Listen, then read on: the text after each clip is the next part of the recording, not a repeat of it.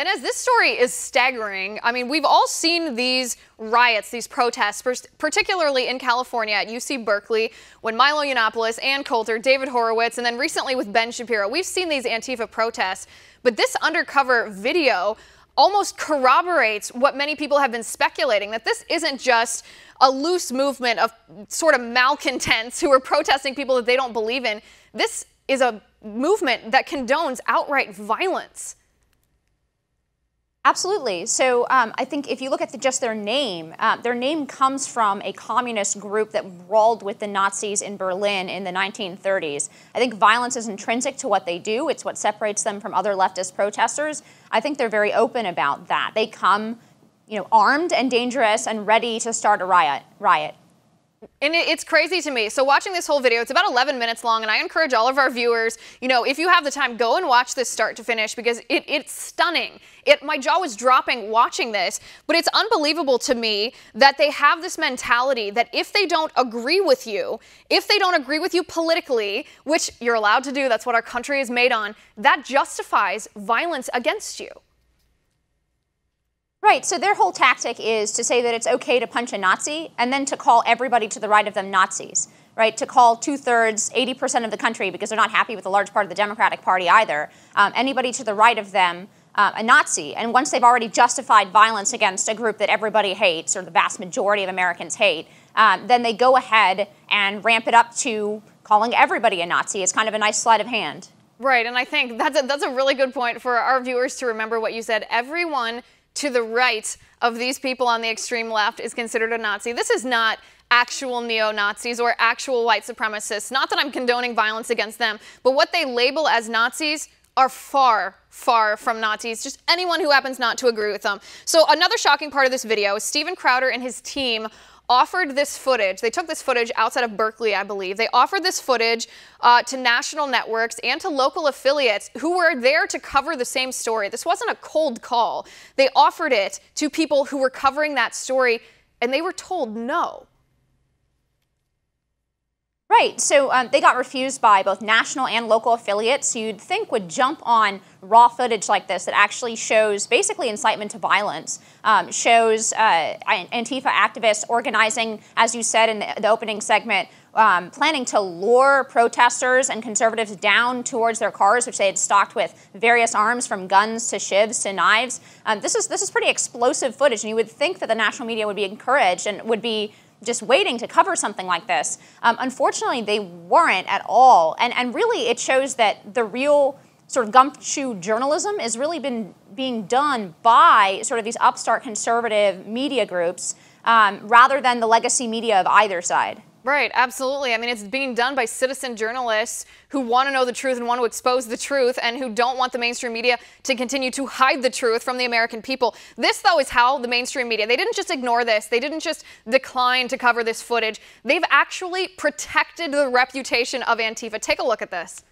The media, on the other hand, who you think would jump on a story like this, well, their response is what's most disturbing of all.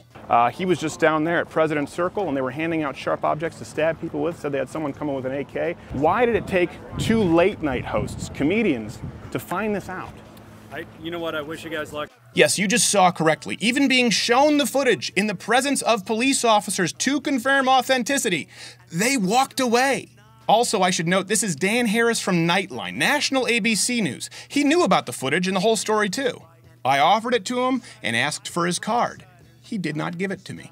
We were delivering a story to local and national news on a silver platter which included infiltration, violence, and exposing the roots of a national domestic terrorist organization. And no one even wanted to give it a glimpse? Not one person?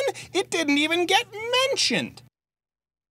And listen, Inez, the part about this, besides the hypocrisy and the cowardice of the mainstream media, the part that gets me here is that the left has gone to so much trouble, so much effort to create a narrative that tells people that Antifa should not be associated with the Democratic Party, that they're radical, they're anarchists, and even Nancy Pelosi has condemned them by name. Yet, when you actually talk about their actions, when you talk about their protests against conservative speakers on campus, when you talk about their violence, the mainstream media protects their reputation, which says to me that this group is not that radical, that the mainstream media and the left actually do sort of sideways condone what they're doing.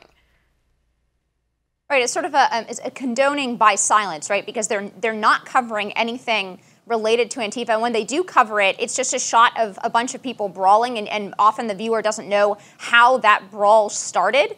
When in many cases, it's an Antifa group who's actually attacked either conservative or real alt-right protesters.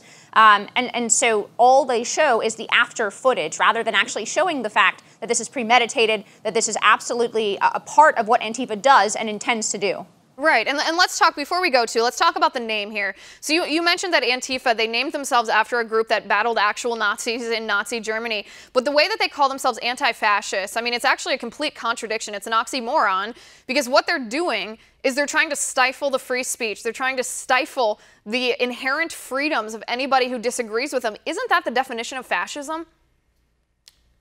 Well, it's certainly an element of fascism, right? They want to shut up people like Ben Shapiro, who under no stretch of the imagination is a Nazi or a fascist. But like I said earlier, everybody to the right of them they consider a fascist and they consider unworthy of free speech. I think this is the end result of this ideology that's being propagated on left-wing campuses, which is that speech can be violence, right? So when they consider speech of somebody like Ben Shapiro or any other mainstream conservative violence, they feel justified in acting violently back towards conservatives or anybody that they label to the right of them.